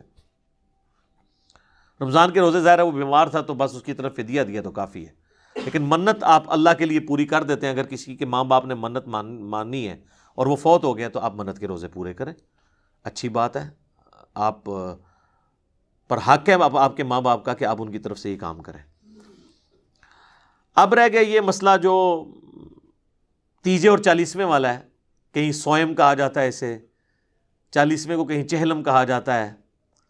دیوبندی اس کو اپنی مسجد میں اناؤنسمنٹ کرتے ہیں کہ میت کے لیے انشاءاللہ کل 10 بجے دعا ہوگی، تے ان کے کر کے ہٹے ہو، نماز جنازہ بھی پڑھی جائے، قبرستان دبیا بھی جائے، دعا کی تھی جائے. اور بریلوی کہتے ہیں جی کل کا ختم ہوگا، اسے وہ چہلم بھی جو تیجا بھی کہتے ہیں اور سوئم بھی کہتے ہیں. پہلے تو تیسرے دن سوئم ہوا کرتا تھا، نام آج بھی سوئم ہے لیکن ہوتا دوسرے دن ہے. وہ لوگوں کے پاس ٹائم نہیں ہے نا، لوگ رشتہ دار بھی دور دراز سے آئے ہوتے ہیں، وہ کہتے ہیں کم مکاؤ. تو بریلوی اس کو تیجا کہہ کے، سوئم کہہ کے، اور دیوبندی اور بعض اہل حدیث اسے دعا ہوگی کہہ کے کرتے ہیں. باقی اس کے اندر جو کچھ ہوتا ہے نا اللہ کے فضل سے وہ ایک جیسا ہی ہوتا ہے. کاپا پروگرام، کھان پین، قرآن خوانی اور گٹھلیاں اور وہ سارے کے سارے معاملات، اور حفاظ بلائے جاتے ہیں، مدرسے کے اسٹوڈنٹ بلائے جاتے ہیں، اور تلاوت نعت بھی ہوتی ہے، اور تھوڑا یعنی زیادہ ہوگا تو تھوڑا زیادہ نعتیں ہو جاتی ہیں. یہ ساری کی ساری ایکٹیویٹیز ہوتی ہیں. تو ان کا تو دین کے اندر کوئی لینا دینا نہیں ہے، یہ لوگوں نے خود ایجاد کر لی ہیں. اس کے اوپر میں ڈیٹیل سے گفتگو کرتا ہوں، لیکن ابھی اذانیں شروع ہو چکی ہیں انشاءاللہ، اذان کے وقفے کے بعد انشاءاللہ تعالی. ہاں جی، اذان کے وقفے سے پہلے ہم ڈسکشن کر رہے تھے یہ تیجا، 40واں، 10واں، جمعراتیں، برسیاں، 11ویاں، 22 رجب کے کنڈے، محرم کی نیازیں، میلاد کی نیازیں، سب کی سب یعنی ایکٹیویٹیز خود سے دین میں داخل کی ہوئی ہیں، اور ان کو خود بھی پتہ ہے. اب تو نوبت یہاں تک آ گئی ہے کہ ایون 40ویں کے کارڈ چھپتے ہیں، جس طرح آپ کی شادی کارڈ ہوتے ہیں، اخبارات کے اندر بڑے بڑے اشتہارات چھپتے ہیں. اچھا، یہ ہم کو مذاق اڑانے کے لیے نہیں کہہ رہے، اگر یہ سب کچھ جائز ہوتا نا، اس کے لیے ساری ایکٹیویٹیز آپ کریں، جو بھی ماڈرن طریقہ اڈاپٹ کریں. مثلاً اب کسی کا جنازہ ہے اور آپ نے اناؤنسمنٹ کرنی ہے تو ظاہر ہے کہ آپ فیس بک پہ لگائیں، واٹس ایپ گروپس میں شیئر کریں تاکہ زیادہ سے زیادہ لوگ اس کے جنازے میں شامل ہوں. اخبار میں بھی دے دیں، کوئی حرج نہیں. یہ تو ایک دین کی بنیادی ایکٹیویٹیز ہے نا جنازہ پڑھنا. ہم ادر دین وہ باتیں کر رہے ہیں کہ نبی علیہ السلام کی مبارک 3 بیٹیاں جوان شادی شدہ آپ کی مبارک زندگی کے اندر فوت ہوئیں. آپ نے کسی کا تیجا 40واں 10واں نہیں کیا، بلکہ آپ یہ جو لوگ کر رہے ہیں ان سے صرف سوال پوچھیں کہ نبی علیہ السلام نے اپنی کس بیٹی کا تیجا 40واں 10واں کیا ہے، تو آگے اس کی جو شکل بنے گی نا اس سے آپ آئیڈیا لگا لیں کہ اس کے پلے کوئی شے نہیں ہے، وہ خود ہی کہے گا جی وہ تو کوئی اس طرح تو نبی علیہ السلام نے تو نہیں کیا۔ تو جو چیز نبی علیہ السلام نے تعلیم نہیں فرمائی وہ آپ نے خود سے دین کے اندر داخل کی ہوئی ہے، اور باقی لوگوں کو اتنا پابند کر دیا کہ جو نہیں کرواتا وہ کہتے ہیں دیکھو جی اس کا باپ مر گیا، اس کی ماں مر گئی، اس نے تو کچھ بھی نہیں کیا۔ اور پھر مدرسوں سے باقاعدہ، اب مجھے نہیں پتا کئی سال پہلے تک تو یہ جب ہم چھوٹے چھوٹے تھے اس وقت 300 روپیہ تقریباً ریٹ تھا، پھر بڑھتے بڑھتے اب تو شاید 1000 روپے تک پہنچ چکا ہو ریٹ ایک قرآن کا، اور مجھے تو لگتا ہے یہ 1000 روپے میں بھی سستا ہے قرآن اگر دیکھا جائے، ہو سکتا ہے 3 دفعہ سورہ اخلاص پڑھ کے ہی آپ کو دیتے ہوں ایک قرآن۔ تو یعنی قرآن اس لیے نازل ہوا تھا کہ آپ مردوں کو زبردستی اللہ سے بخشوائیں گے اس کے ذریعے۔ آپ کے پنجاب میں ایسی جگہ بھی ہیں جہاں پر 40 دن کے لیے خیمہ لگ جاتا ہے قبر کے اوپر، اور شفٹوں میں حافظ قرآن پڑھ رہے ہوتے ہیں، اور ان کا یہ عقیدہ ہے کہ بھی جیسے ہی لوگ یہاں سے ہٹتے ہیں نا پھر فرشتے آتے ہیں سوال کے لیے، وہ کہتے ہیں 40 دن آتے رہیں گے تنگ آ کے چھوڑ ہی دیں گے۔ ہاں ٹھیک ہے نا، وہ 40 دن پورے کرواتے ہیں۔ اس لیے میں کہتا ہوں کہ جی قرآن تو امتیوں نے ایسا پڑھا ہے کہ نعوذ باللہ صحابہ کو بھی شرمندہ کریں۔ بھئی کسی صحابی کے مرنے پہ تو 40 دن تک تو کوئی قرآن نہیں اس کی قبر پہ پڑھتا ہوگا، یعنی امت نے سلف کو بھی شرمندہ کر دیا ہے، خلف نے سلف کو شرمندہ کر دیا ہے، اتنا زیادہ قرآن پڑھا ہے۔ اور ان لوگوں کی قبروں پہ جنہوں نے اپنی زندگی میں قرآن کو اتنا سیریس نہیں لیا کہ وہ قرآن پڑھ کے دیکھیں کہ اللہ تعالیٰ ہم سے کیا ڈیمانڈ کر رہا ہے، ان کے بارے میں تو اکثریت کی تو یہی حالت ہونی ہے جو سورۃ الفرقان میں آیا ہے آیت نمبر 30 کے اندر، وقال الرسول یا ربی ان قوم اتخذوا هذا القرآن مہجورا۔ رسول اللہ شکایت کریں گے کہ میری امت نے قرآن کو پیٹھ کے پیچھے ڈال دیا تھا، میری قوم نے قرآن کو پیٹھ کے پیچھے ڈال دیا تھا۔ صحیح مسلم میں حدیث ہے، القرآن حجت لک او علیک، یا قرآن تیرے حق میں حجت ہوگا یا تیرے خلاف حجت بنے گا قیامت والے دن۔ تو یہ بڑا خطرناک معاملہ ہے۔ بھائی قرآن آپ نے خود کھول کے دیکھا نہیں ہے، بڑا کہا جاتا ہے جی قرآن سب سے زیادہ پڑھی جانے والی کتاب ہے، لیکن قرآن سب سے زیادہ بغیر سمجھ کے پڑھی جانے والی کتاب ہے، یہ اس کا تاریک پہلو ہے۔ آپ کوئی اخبار اور میگزین بھی بغیر سمجھ کے نہیں پڑھتے۔ آپ دیکھیں پرانے زمانے میں جو بوڑھے پڑھ لکھے نہیں ہوتے تھے نا، تو وہ دکانوں پہ جا کے نا کوئی ایسا بندہ ڈھونڈتے تھے جو اردو پڑھ سکتا تھا، تو اسے اخبار دے کے کہتے تھے کہ پڑھ سنا آج کیا خبر میں آیا۔ لیکن وہ جن بابوں کو آپ یاد کرتے ہیں نا، ان بابوں کے بارے میں آپ کو یہ کبھی نہیں ملے گا کہ انہوں نے کبھی قرآن پکڑ کے مولوی کو دیا ہو کہ پڑھ بتا مجھے بتا اللہ نے کیا لکھا ہے۔ بزرگ ساڈے ماشاءاللہ جتنے بڑے پرہیزگار سے سانو پتہ ہے، لوگ ویسے بزرگوں کو یاد کر کر کے روتے ہیں۔ اسلام نے جتنا اچھا دور یہ دیکھا ہے نا صحابہ تابعین تبع تابعین کے بعد، پچھلی 1000 سال تاریخ میں اسلام پہ اتنا اچھا دور نہیں آیا کہ ہر بچے کے موبائل میں قرآن بخاری مسلم ترجمے کے ساتھ موجود ہے۔ ہمارے تو بزرگوں نے کیا، ان کے ٹیچرز نے جن سے وہ قرآن پڑھا کرتے تھے وہ بھی خالی ناظرہ ہی ہوتے تھے، ان کو پتہ ہی نہیں تھا کہ قرآن کے اندر کیا لکھا ہوا ہے۔ بہرحال یہ یعنی اس طرح کی رسومات چل رہی ہیں، اور باقاعدہ آپ دیکھیں میت کے اوپر وہ سوگ کرتے ہیں۔ سوگ تو ٹھیک ہے، بخاری مسلم میں حدیث ہے کہ میت کے اوپر 3 دن سے زیادہ سوگ نہیں ہے، سوائے بیوی کے وہ اپنے خاوند کے مرنے پہ 4 مہینہ اور 10 دن سوگ کرے گی۔ 3 دن سوگ کرنا ہے آپ نے، بالکل وہ تو درست ہے، لیکن وہاں جا کے وہ پھر الفاتحہ کہتے ہیں، اور ایک دفعہ سورۃ الفاتحہ، پھر 3 دفعہ سورہ اخلاص پڑھ کے تو مردے کو وہ اصالہ ثواب کرتے ہیں، اور جتنی دفعہ کرتے ہیں وہ مطلب وہ کر کے کرتے ہیں دعائیں مغفرت کریں۔ آپ میں نے دعائیں پہلے بتائی ہیں، اس طرح قرآن پڑھ کے بخشنا تو ثابت نہیں ہے۔ اور اولاد اگر خود پڑھ رہی ہے قرآن تو وہ آٹومیٹکلی ثواب ملے گا، اولاد کو تو بخشنے کی ضرورت بھی نہیں، اور اس کے لیے ماں باپ کا مرنا بھی ضروری نہیں، زندگی میں بھی ان کو ثواب ملے گا۔ پھر وہ کلمہ بھی پڑھا جاتا ہے، کہتے ہیں 70,000 دفعہ کلمہ جس نے اپنی زندگی میں پڑھ لیا وہ بخشا گیا۔ اور کئی جو بوڑھیاں ہیں بوڑھے ہیں انہوں نے اپنے لیے پڑھ کے رکھے ہوتے ہیں، اور ایکسٹرا پیکج بھی بنا کے رکھے ہوتے ہیں انہوں نے۔ اپنے کوئی قریبی فوت ہو جائے نا تو اس کو کہتے ہیں یار یہ میری طرف سے 70,000 دفعہ، مراد یہ کہ یہ لے جنت کا ٹکٹ۔ اور یہ بڑے بڑے ذمہ دار علماء نے یہ کام کیا ہے۔ آپ فضائل اعمال ذرا کھول کے دیکھ لیں، اس کے اندر ایک واقعہ موجود ہے، نبی علیہ السلام کی وفات سے آلموسٹ 650 سال کے بعد کا یہ واقعہ ہے، کیونکہ وہ شیخ قرطبی جو ہیں وہ ان کا ٹائم پیریڈ یہی بنتا ہے. وہ کہتے ہیں جی شیخ قرطبی کا بیان ہے. شیخ قرطبی کو بھی بیچارے کو نہیں پتا ہوگا, اس کی طرف ایک منسوب ہے. شیخ زکریا کاندھلی فضائل اعمال میں لکھتے ہیں کہ انہوں نے نا وہ ایک ایسے نوجوان سے ملے کہ جسے کشف ہو جایا کرتا تھا کہ کون جنت میں ہے اور کون جہنم میں. اللہ اکبر. صحابہ کو نہیں ہوتا تھا. آپ حدیث سن چکے ہیں بخاری مسلم کی کہ وہ نبی الاسلام کی برکت سے وہ جو 2 قبر والوں کے اوپر جو ٹہنی کی وجہ سے عذاب کی تخفیف ہوئی, صحابہ کو نہیں پتا چلا کہ اس کے اندر کیا ہو رہا ہے. حضور نہیں بتایا. بلکہ مسلم شریف میں تو الفاظ ہیں آگے کہ میں نے ارادہ کیا کہ میں اللہ سے دعا کروں کہ تمہیں عذاب قبر سنوا دے, لیکن پھر مجھے ڈر ہوا کہ تم اپنے مردوں کو دفنانا چھوڑ دو گے. تو صحابہ نے تو سنا بھی نہیں, دیکھنا تو بڑی دور کی بات ہے. بخاری اور مسلم دونوں میں حدیث ہے, ایک مدعم نامی غلام تھا حضور کا جو آپ کے سواری کا کجاوا کسا کرتا تھا. غزوہ خیبر کے موقع پر ایک نامعلوم تیر لگا اور وہ شہید ہو گیا. صحابہ نے کہا یہ تو سیدھا جنتی ہے, حضور کا خدمت گزار ہے, ظاہر ہے جی ہم بھی ہوں تو یہی کہیں. آپ فرمایا تم جنت کی بشارت دے رہے ہو. اس نے مال غنیمت سے ایک چادر چوری کی تھی, اللہ نے مجھے دکھایا وہ آگ کی بنا کے اس پہ ڈال دی گئی ہے. اب باقی اصحاب میں سے اگر کسی نے ایک رسی بھی چھوٹی سی یہ سمجھ کے اٹھائی کہ مال غنیمت میں اس کی کیا ویٹیج ہے اور گھر لے گیا تھا, فوراً گھروں کو بھاگے لا کے حضور کے پاس جمع کروائی کہ بھئی یہ آپ ہوتے تو آپ کہتے جو کچھ بھی ہیں تیرے محبوب کی امت سے ہیں. تو محبوب کے ساتھ جو ڈائریکٹلی اٹیچ بندہ ہے اس کو اس نسبت نے کام نہیں دیا جب اس نے کام غلط کیا, کیونکہ محبوب کے ساتھ تو آپ کی رشتہ داری ہو سکتی ہے, اللہ کا کوئی رشتہ دار نہیں ہے سر.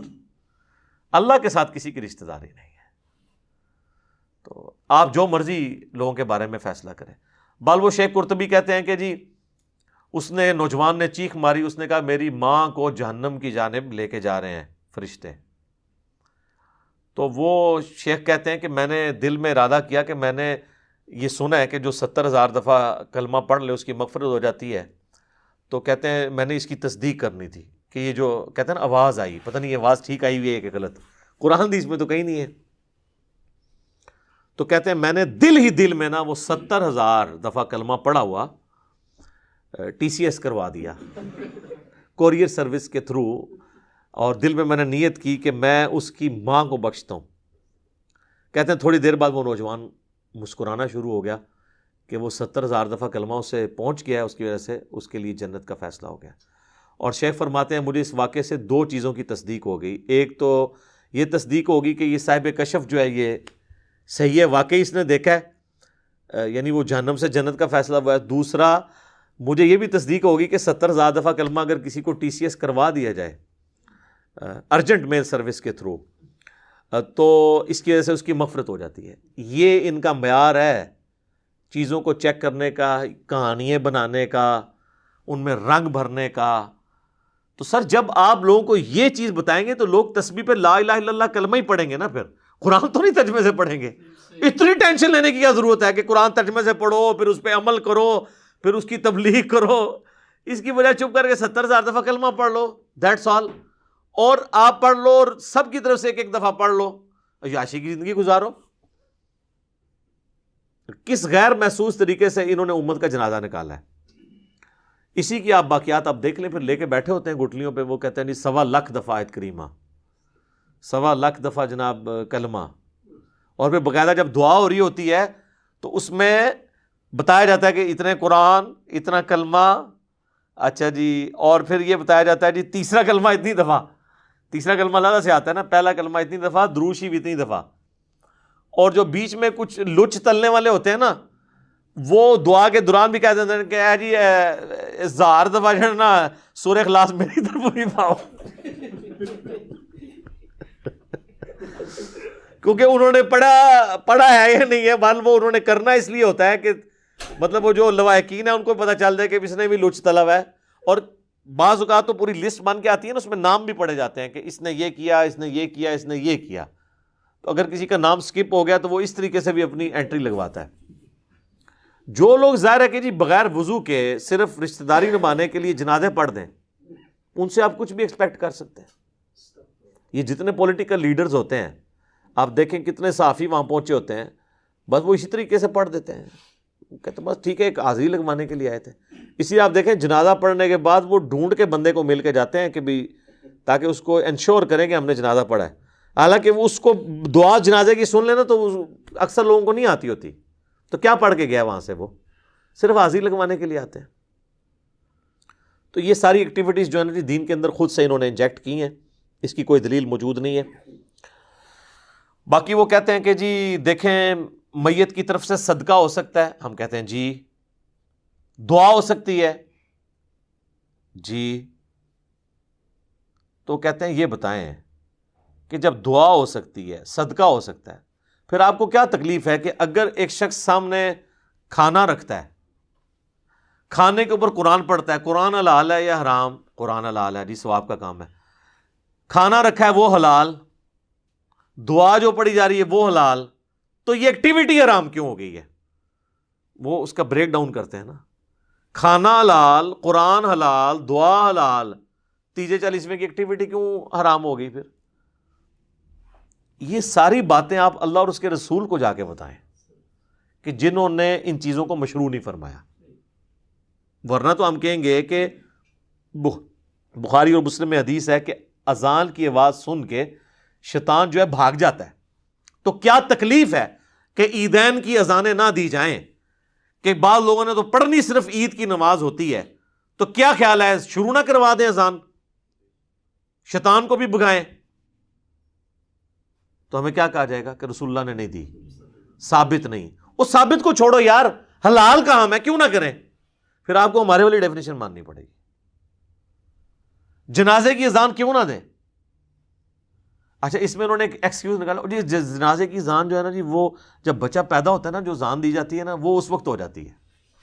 کولو ہی گل بنا لی نے، کہانی بنائی ہوئی ہے. ٹھیک ہے جی، تو جتنی مرضی کہانیاں بنائیں، کہانیاں بناتے جائیں. پھر وہ بخاری مسلم کی ایک حدیث سے بھی سہارا لیتے ہیں، کہتے ہیں جی نبی علیہ السلام کے اپنے مبارک زندگی میں ایسے اعمال موجود ہیں. وہ کہتے ہیں جی وہ ایک دفعہ حضرت ابو طلحہ انصاری نے حضور کی دعوت کی، فاقہ تھا آپ علیہ السلام پہ، آ کے انہوں نے کہا کہ آپ 10 ساتھیوں کو ساتھ لے آئیں.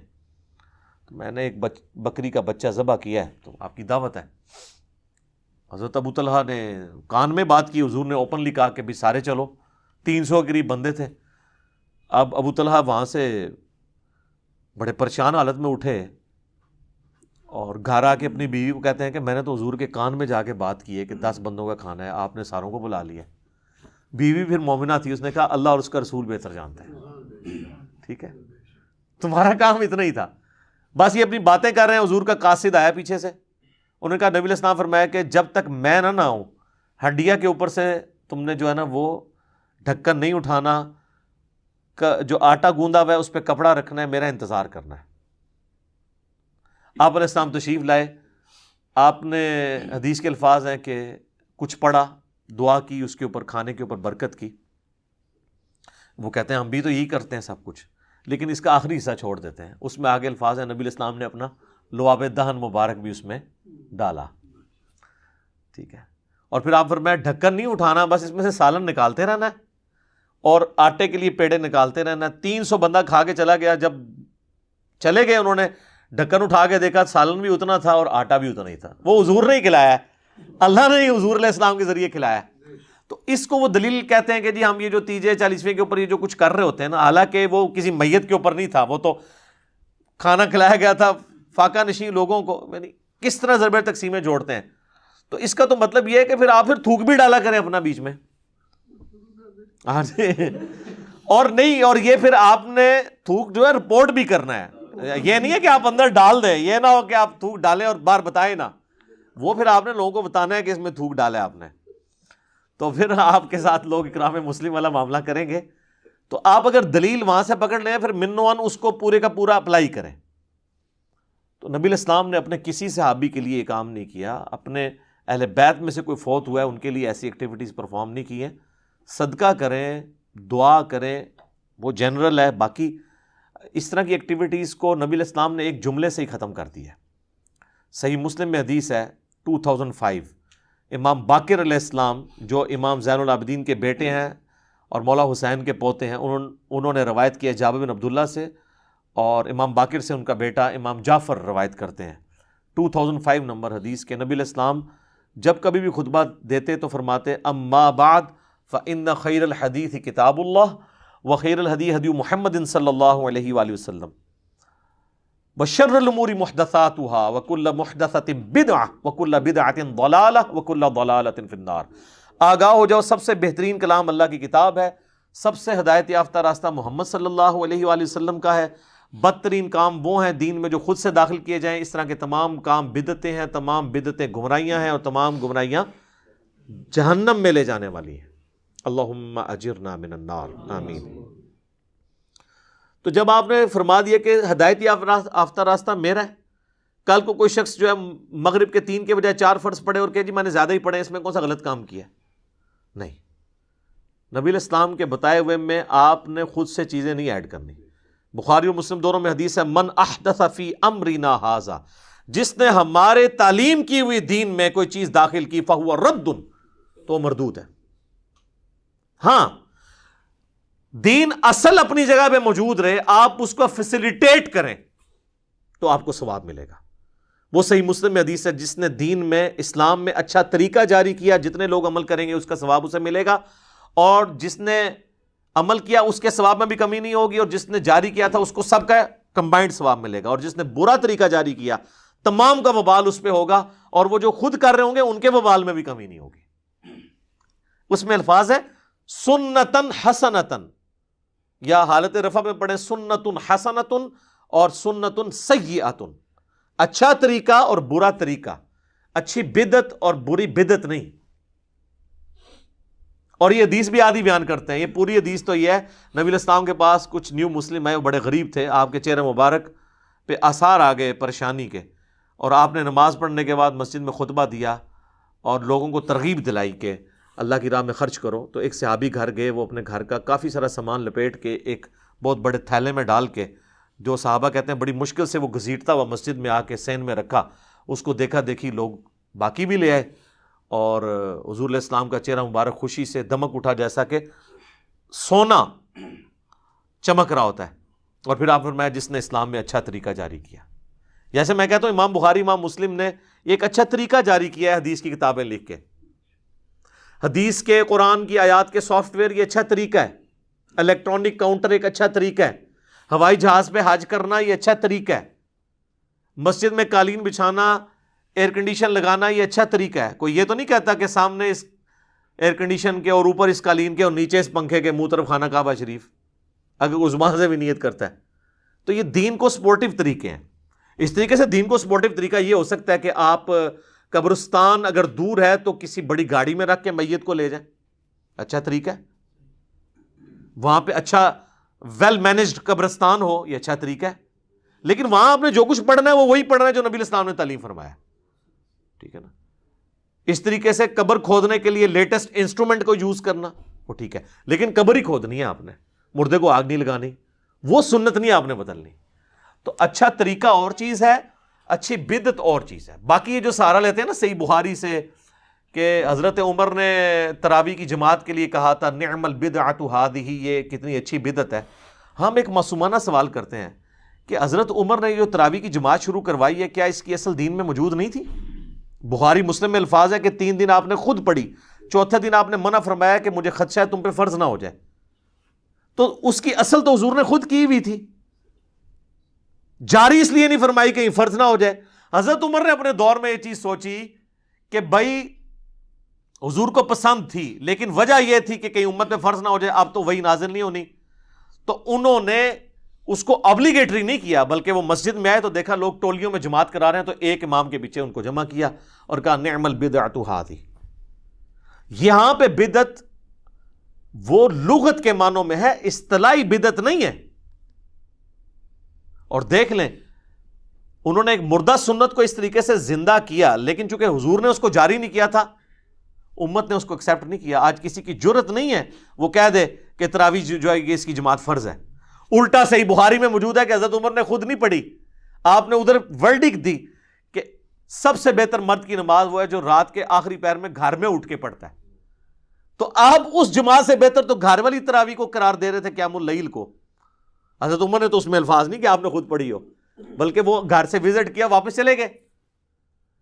تو دیکھ لیں خلفائے راشدین بھی اگر کسی مردہ سنت کو زندہ کرتے ہیں نا، دین کا حصہ نہیں اسے بنوا سکتے. وہ دین وہ ہے جو آسمانوں سے نازل ہوا ہے. دین اس زمین کی چیز ہی نہیں سر. زمین پہ سپورٹ اس کو ضرور دی جا سکتی ہے، دین بنایا نہیں جا سکتا. حتیٰ کہ وقت کا پیغمبر بھی دین کا موجد نہیں ہوتا، اس کو وحی کے ذریعے بتایا جاتا ہے، یا اگر کہیں پہ وہ اجتہاد کرتا ہے تو وحی کے ذریعے اسے انڈورس کر دیا جاتا ہے. بعد میں تو کوئی شخص جناب یہ دعویٰ ہی نہیں کر سکتا کہ اب میں جو کچھ جاری کر رہا ہوں تو وہ دین کا حصہ بن جائے گا. بہرحال یہ بدعت ایک ڈیفیکلٹ ٹاپک ہے، اس میں اہل حدیث بھی بہت ایکسٹریم پہ چلے گئے ہیں اور اس کی وجہ سے ان کو پھر بھگتنا پڑ رہا ہے. تو میں نے 5 گھنٹے کی گفتگو بدعت کے اوپر ریکارڈ کرائی ہے، اگر کسی کو شوق ہے تو. آج میرا ٹاپک نہیں ہے. مسئلہ نمبر 75A اور 75B دونوں ملا کے 5 گھنٹے کی ڈسکشن ہے بدعت کے اوپر. ایک ایک باریکی نٹی گریٹیز تک میں نے اس کے اندر ڈسکس کی ہیں. تو ظاہر ہے کہ اب ہر نشست اس چیز کی متحمل نہیں ہوتی کہ ہم ڈیٹیل کے ساتھ چیزوں کو اس طرح ایڈریس کریں، لیکن چونکہ چیزیں گندی ہوئی ہوتی ہیں بعض اوقات ایک ٹاپک کے ساتھ دوسرا ٹاپک، اس لیے تھوڑا بہت مجھے اشارہ دینا ضروری ہو جاتا ہے.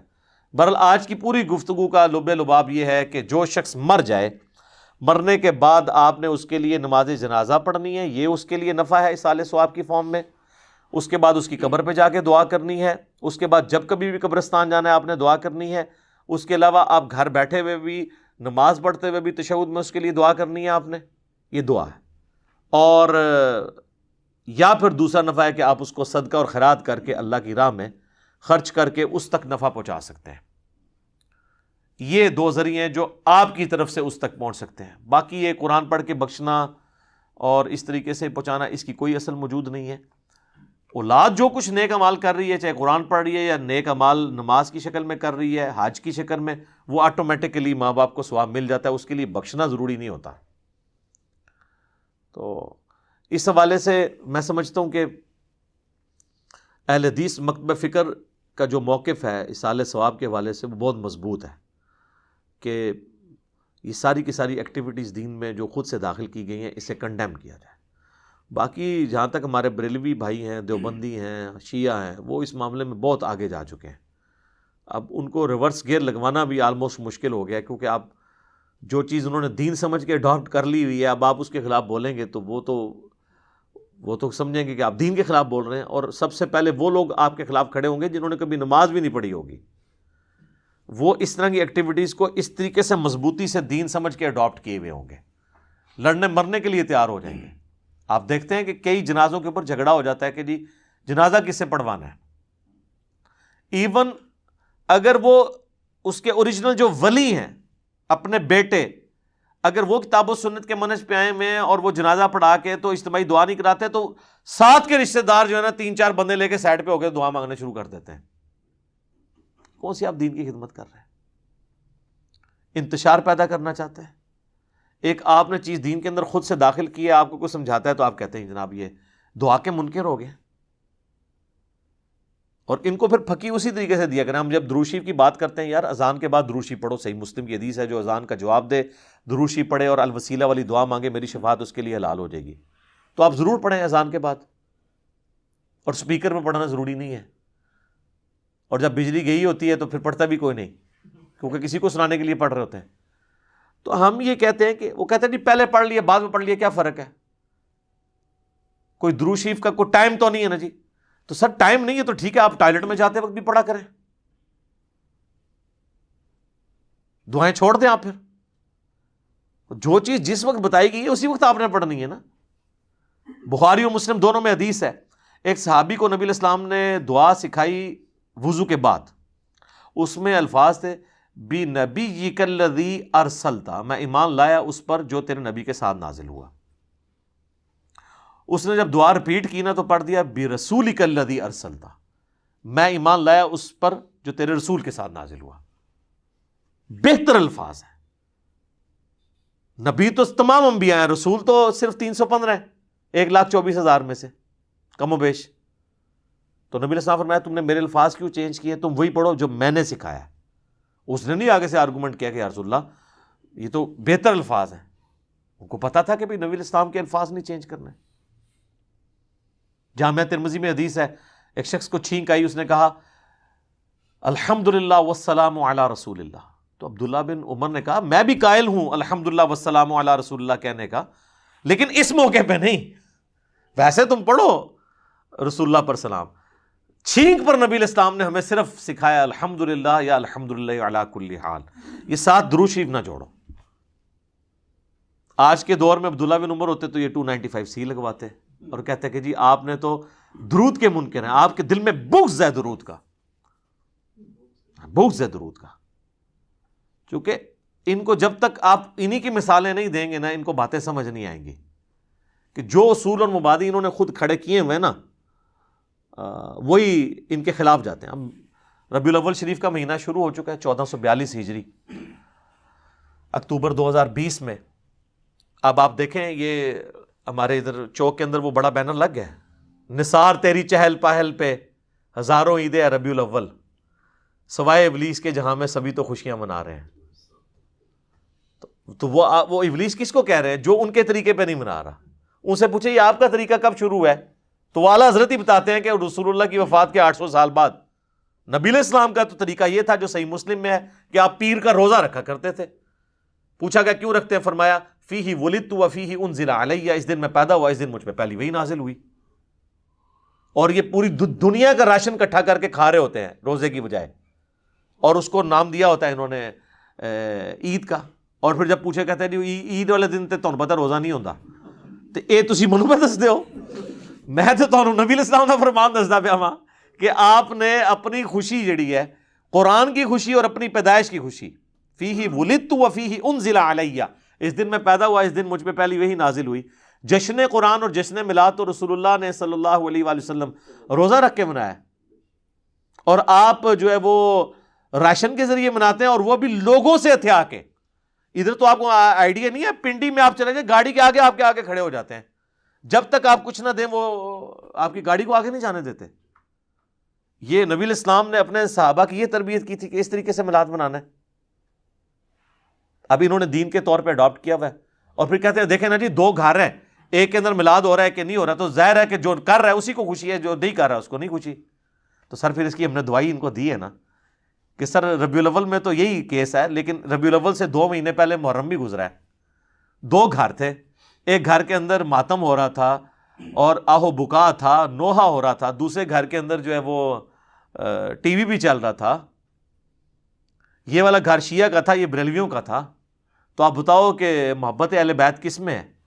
جس گھر میں نوحہ ہو رہا ہے اور لوگ رو رہے ہیں حضرت حسین علیہ السلام کو یاد کر کے, یا اس گھر میں کہ جہاں پہ نہ کوئی نوحہ ہے, تو کیا کہیں گے کہ جی اس طرح کے طریقے سے تو نہیں محرم منانا ہوتا نا, تو اس طرح کے طریقے پہ میلاد بھی نہیں منانا ہوتا.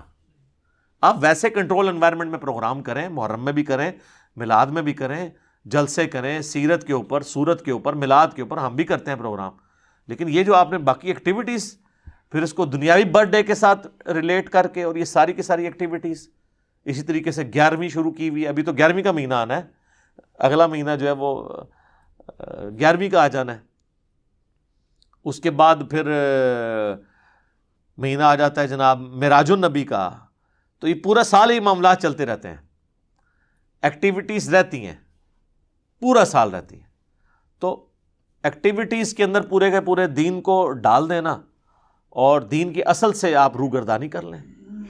آپ یہ شیعہ کی بھی آپ مساجد کے باہر سے گزریں تو آپ کو ہر تیسرے دن کوئی نہ کوئی دیکھ کھڑکتی ہوئی سنائی دے گی, اور بار اتنی مشکل اردو کے اندر جو ہے وہ ایسے ایسے الفاظ لکھے ہوئے ہوں گے کہ بندہ کہتا ہے یہ پتہ نہیں یار کون سا دین کا ہے. ٹھیک ہے, تو وہ لکھا ہوتا ہے وہ بے شیر کا ماتم ہے جی, نہیں بے شیر وہ یعنی وہ چھوٹا بچہ جو ہے نا, ام بے شیر کا ماتم, یعنی وہ ایسا بچہ جو پیدا ہونے سے پہلے, دودھ پینے سے پہلے مر گیا, اس کی ماں کا ماتم, یعنی سیدہ فاطمہ کی طرف وہ منسوب کرتے ہیں. اتنے مشکل الفاظ لکھے ہوئے ہوتے ہیں اور وہ ختم ہی نہیں ہوتے, پورا سال اس طرح کے معاملات چلتے رہتے ہیں. لیکن آپ کہیں کہ نماز پڑھ لیں یا باقی دین کو پریکٹس کر لیں, تو نہیں سر وہ تو بہت مشکل کام ہے, وہ تو آپ چھوڑ دیں. تو دین کا بالکل جنازہ نکال کے رکھ دیا ان ایکٹیویٹیز نے. ان ایکٹیویٹیز کا دین کے ساتھ کوئی تعلق نہیں ہے، ہم تو صرف آپ کو سمجھا رہے ہیں کہ مرنے سے پہلے اے مسلمان کر لے اس پہ غور، کتابوں کا خدا اور ہے، بابوں کا خدا اور۔ میرا خیال اب آپ کو یقین آ گیا ہوگا کہ واقعی بابوں کا خدا کوئی اور ہی ہے، اگرچہ وہ اسی خدا کو مانتے ہیں لیکن ان کوالٹیز کے ساتھ نہیں۔